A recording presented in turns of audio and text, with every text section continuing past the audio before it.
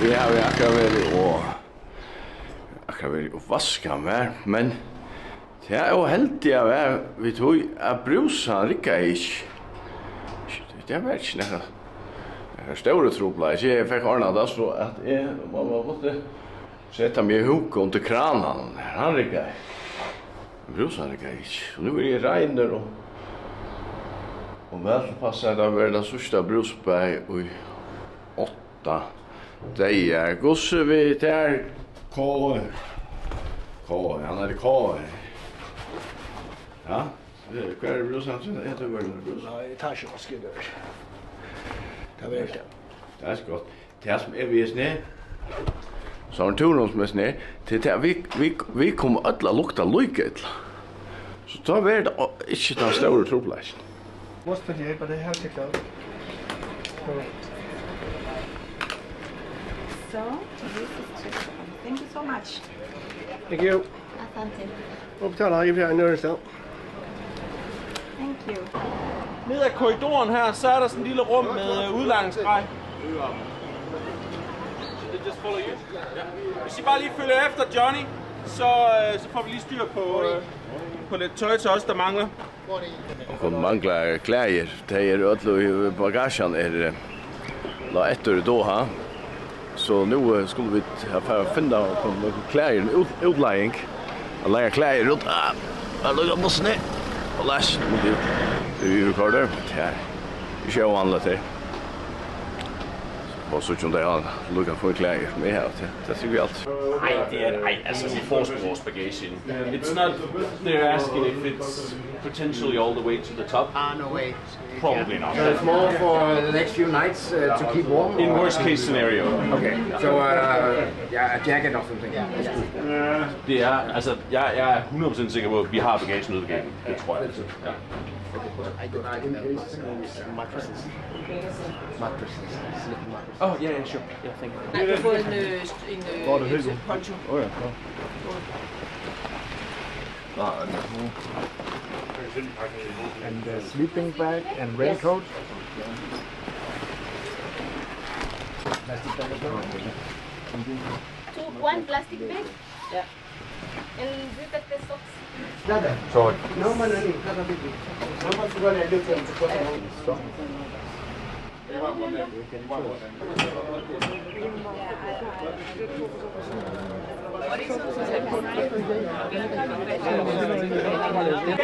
Alle, der har fået legeudstyr, vi skal ikke bruge det, så bare tilbage i gearrummet med det. Vi kører herfra lige om lidt, og så får vi bagagen ud gaten. Og der pakker vi om og sender alt, der ikke skal med på turen tilbage til hotellet. Nu just at bagagen kommet, så at alt det her pakker røye som til å være til unga nytt og kjenne jo. Der satt og satt i 8 kvartering og så sier nei! Jeg fortalte henne at vi før vi har kommet. Så det var øyelt arbeid til unga nytt og kjenne.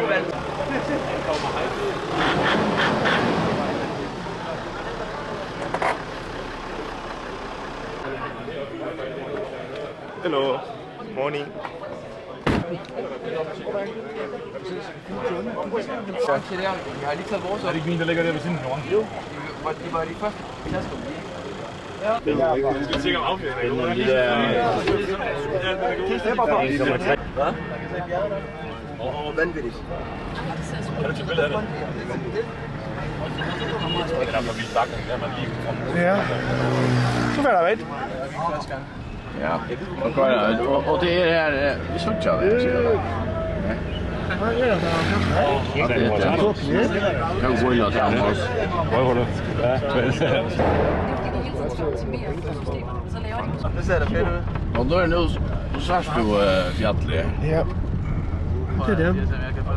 Det ser ikke højt ud, det er bra. Nej, men det starter ikke bare om 6.000 meter. Ja.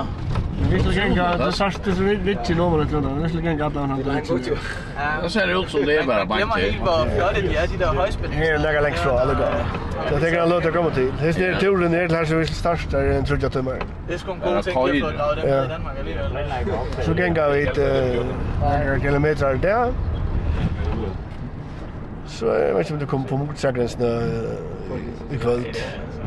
Morgon. Ja, morgon. Jeg tænker på, hvor meget de vejer, mand. Ja. Det var kallt. Det var kallt och nät, men det är ju när det var sån framme så är det helt över dag. Det er tysk strand, det er hævet, altså næsten. Frostmarsch och nät. Så er der sådan en lille afsnit.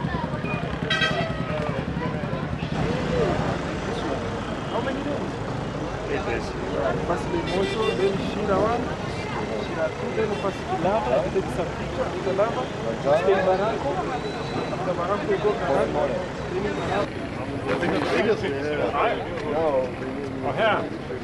Yes, Atlantic Airways. Yes, that's fine.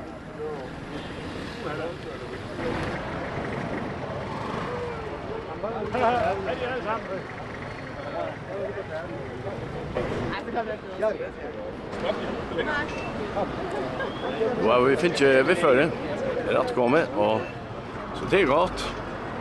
Jag vill taska vara akkurat som det skulle vara och oj, tja. Sätta fingrarna.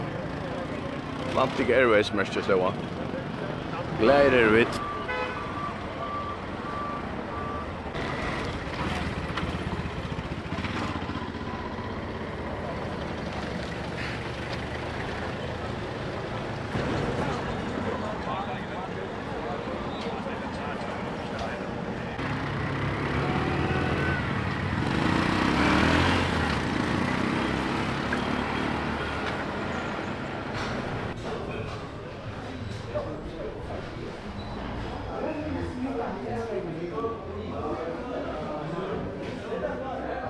Trombon, ja då. Han där här då. Trombon. Men det var Bosella. Ja, ja det, ja. Så kan du ju bo. Ja. Jag kan lugga du på. Så där.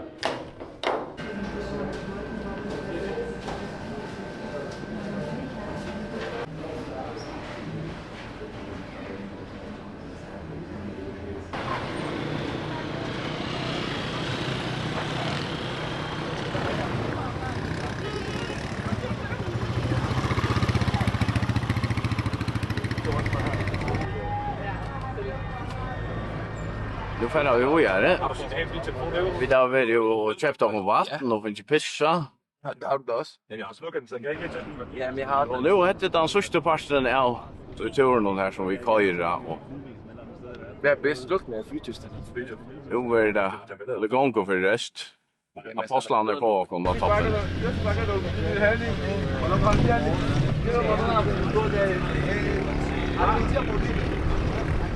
Det sista stäcker är en Viðføri. Oj är det. Det är vitt. Det var typ bättre så att vi den stäcka till att må pissa att vet. Det var näkt rutche.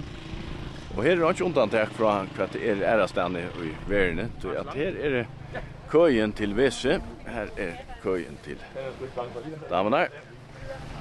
Och här är köjen till... Åh nej, här är det inte kö.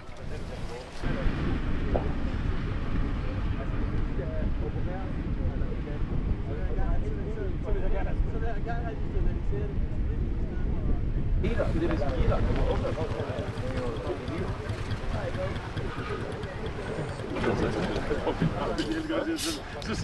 har vi kommit att ur bussen och vi får köra härifrån. Det var ett pissestekker. Pitstop. Ja, det är bruk för vi har druckit sådana vatten och så vill de till pissa. Och vattnet var kvitt, alltså la köpsektos. Det kan som glas. Så tar man väl för. Så ja, det är inte gott. Inte gott. Så är det.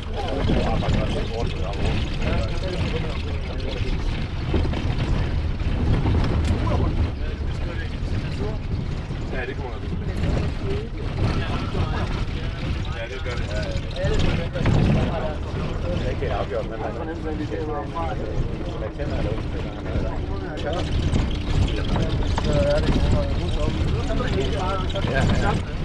Nej, vad är det? Den är flott derovre.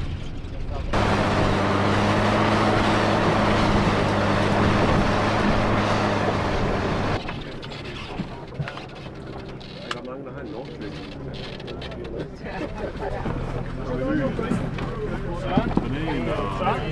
er nødt til at lige gå ud først. É bom tá aí angari.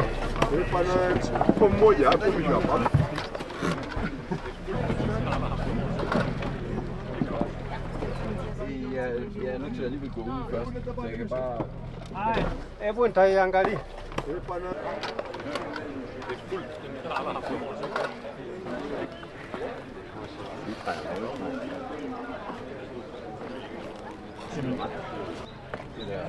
Nej. Nej, desværre. En god jeg så du også prøvet det.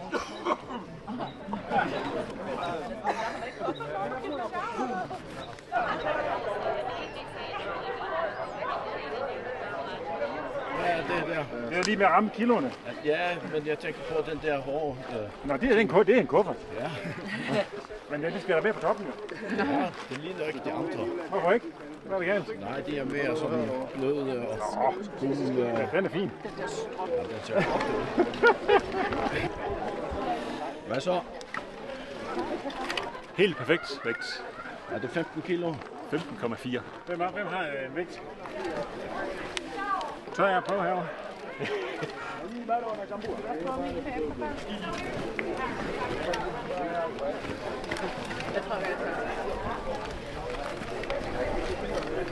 Nå, Karen, kigger du? Ja. Ja, du kan bare løfte den op i den der, jo. Du behøver ikke at sidde sammen. Nå, nok. Perfekt, jo. 14,9.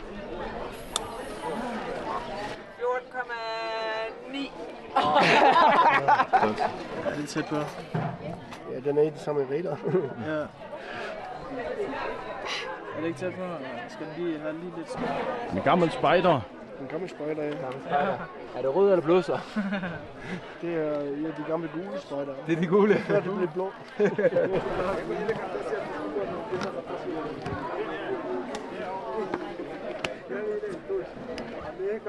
Ombeni mrudini nyuma. Abebe kitu kingine, abebe mruta, abebe nani kisio mabegi ya wageni. Mnaelewa jamani? Naomba mrudi. Wewe. Asa mkeza kwa mbona mnapigwa picha? Kutoka mpeleko Ulaya kwa maana nini? Mnaelewa kitu?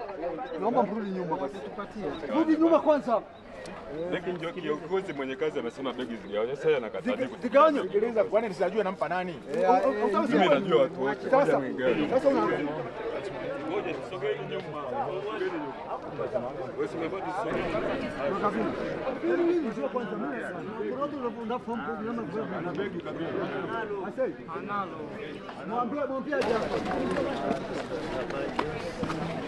Wewe umebaki nakupa lingine. Kabila, niko hapa. Wewe baba mama. Nipe ile zito mjomba. Weka pembeni hapo na kunija hapo.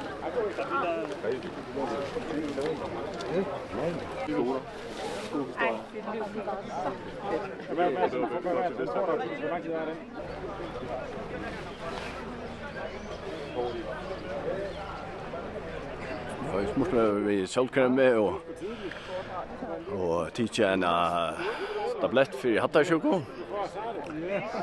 Aldrig med følge jeg ble av sintur. Det er mest just. Guntur har haft troppleger, han føler vel til det. Men han var nesten veldig forkølet og sintur ytla til passe her. Alla vei. Så det var en dame her også stod herovre med det sidste var kamera. Altså det er som og tar som vi filmer akkurat nu, tar bedre alt. Fyre åkken, altså vi tar trutjere parst. Så ikke trutjere som bedre mine bagasje, men der er eisen her. Der er bedre veser, og der er bedre køk, og telt, matprogram. Bedre alt. Trutjere på det.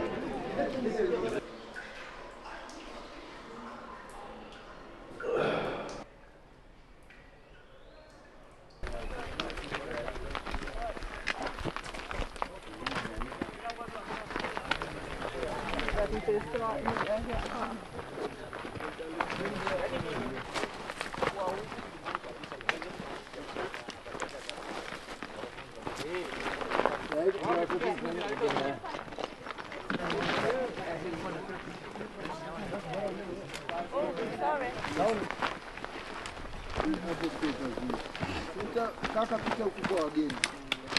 Ukubwa liko picha. Tænker det er dig?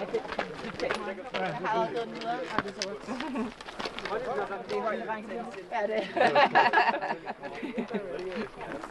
Lækkert.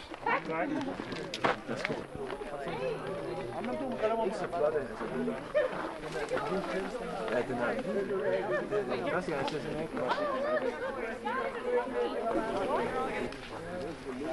Ja, vi går!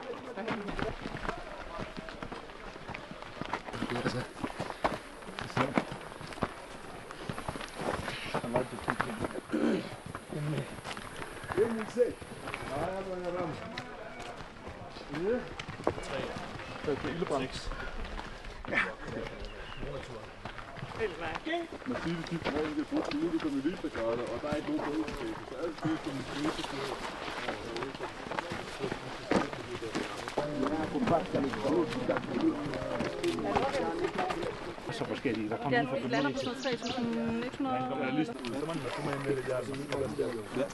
Hvad har vi? Gået luftet.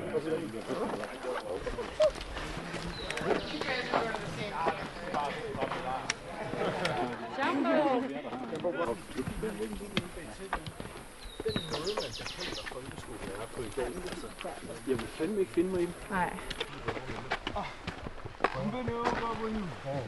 One line, please. Jeg ved ikke, hvad den hedder. Felix? Yes. What's the name of the monkey? Calabash monkey. Calabash monkey. And Morten? His older brother. But in Swahili you called it Mbega. Mbega? Yeah. Yeah. Okay. Calabash monkey. Calabash. Mbega.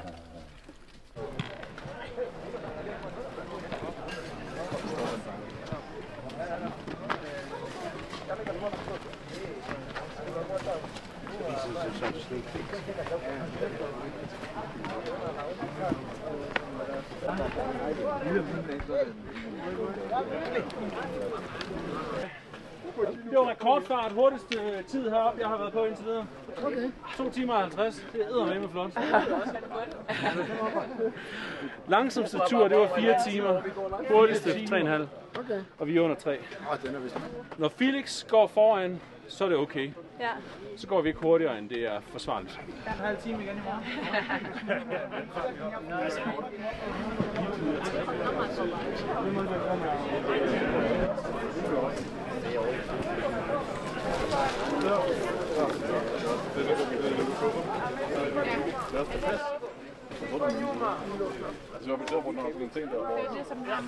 Så skal vi...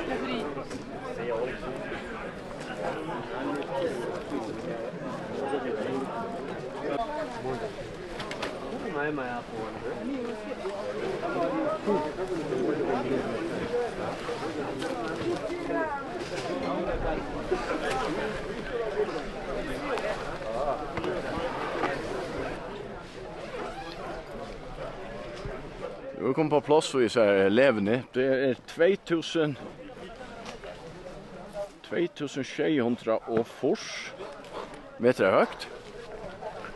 Det er og det er en rikve av folk her. Det er jo hus til imest, Viðføri og så det her er ikke noe primitivt mer enn så. Det her gontor vi har finnet jo kunne telt her. Det teltet jo også. Alt det her er alt han for det her. Her er bærerne som vi da ser. Og nu tenker jeg så å pakke alt det ut som der er av bor. Det er bare utenfor jokken til å gå til mer. Her er det jeg skal også sette et telt opp som ikke vet hva det er til. Det er man rerer seg hjemme. Det er som det tjener penger på. Bæra for jokken.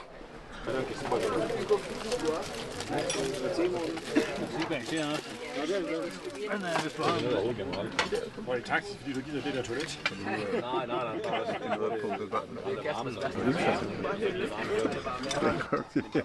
Cocktail. Bockwurst. Normalt så crowded. Den sidder næsten fast.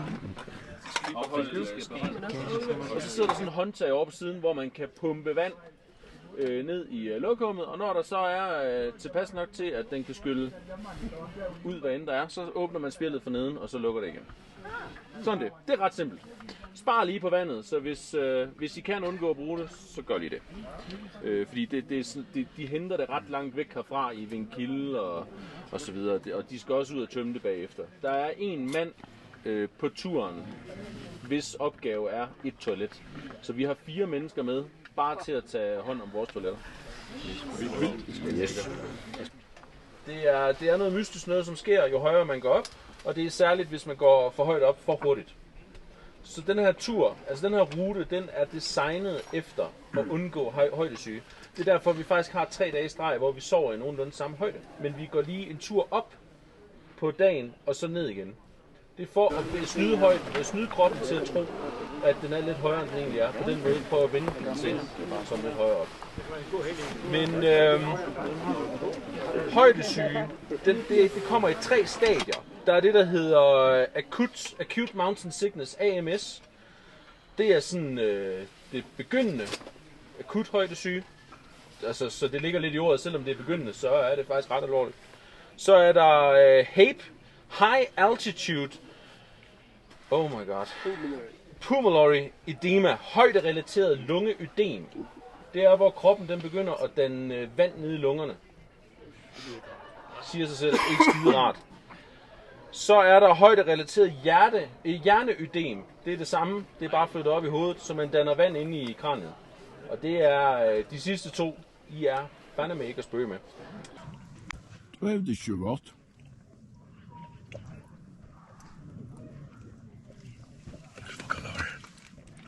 Og godt lærer du drakk ikke alt vatten i helt. Ikke du. Kjør som fister. Ja, det er ferdig inn. Ja, det er bare det. Men er hva man er, ikke? Ja, du skal rassere jeg velkommen om man er. Ja, det er tidlig egene, så sagt. Ja, det er gulslet. Ja, det er egene, da. Ja.